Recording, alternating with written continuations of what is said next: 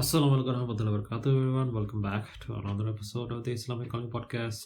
Basically, I've been noticing that Muslims online, especially, oftentimes try to be a white knight for the kuffar or for the disbeliever, even enemies of Islam. For example, one famous example of this is when Muhammad Hijab had his debate with Alex O'Connor. For some strange reason, some Muslims actually started defending Alex O'Connor. They started criticizing Muhammad Hijab. Now, you can have a criticism of Brother Hijab. I mean, I criticize him myself.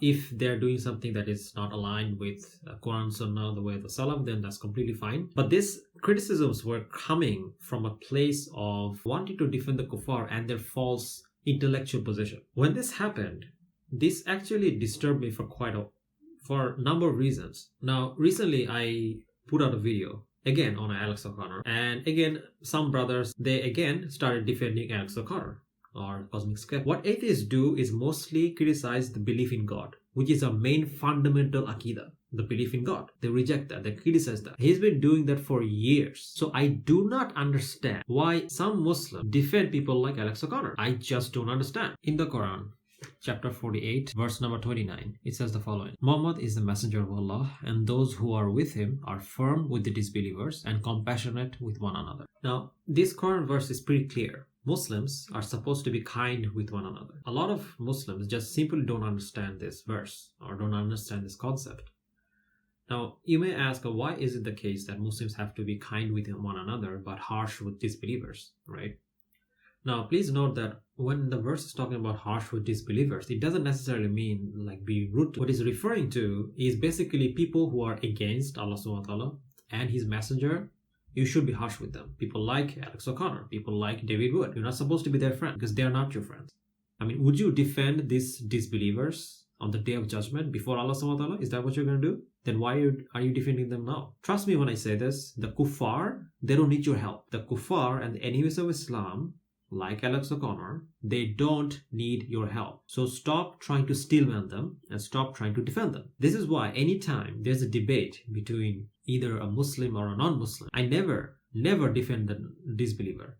Never. Because why would I defend a false belief? It doesn't make any sense. I think the problem here is that some of these brothers, I'm not saying everyone, I think some of these brothers think that fairness means defending everyone, even falsehood. That is not fairness. Fairness is you telling the harsh truth, either to the believer or the non-believer. If a Muslim and a non-Muslim is having a debate, you don't go there and then defend the disbeliever against the believer. That is against our principles. You're supposed to help the believer against the disbeliever. That is what you're supposed to be doing. But you guys are doing the opposite. And this is something that makes me very angry.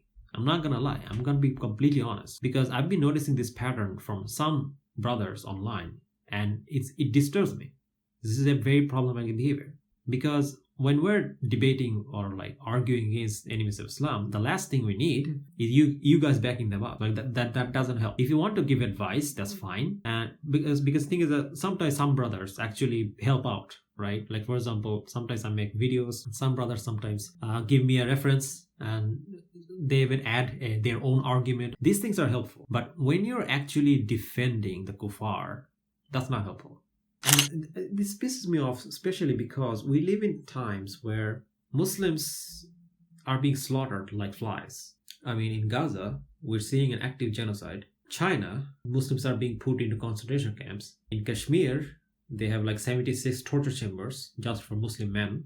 In India, they're like burning homes down of the Muslims. Rohingyas still don't have a home to go back to. And on top of all this, what you guys want to do is you guys want to defend the intellectual position of our enemy. I also want to make something very clear to my critic, Muslim or non-Muslim. When I make an argument, I think long and hard before I put them in my video. So whatever juvenile counter-argument you think you're making, trust me, I already thought about it.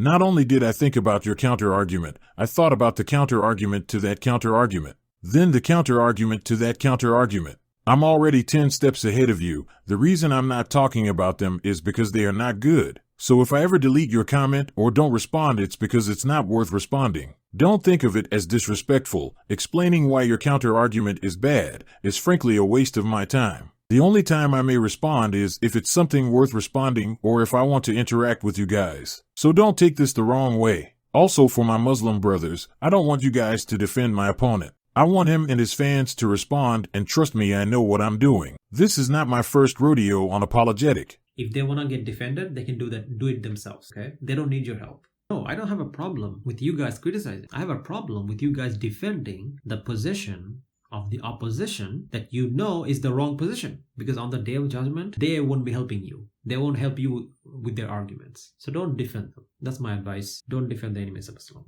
I'll see you guys in the next video, inshallah. This is just off the cuff, something that I had to get off my chest. This has been bothering me for quite a while now.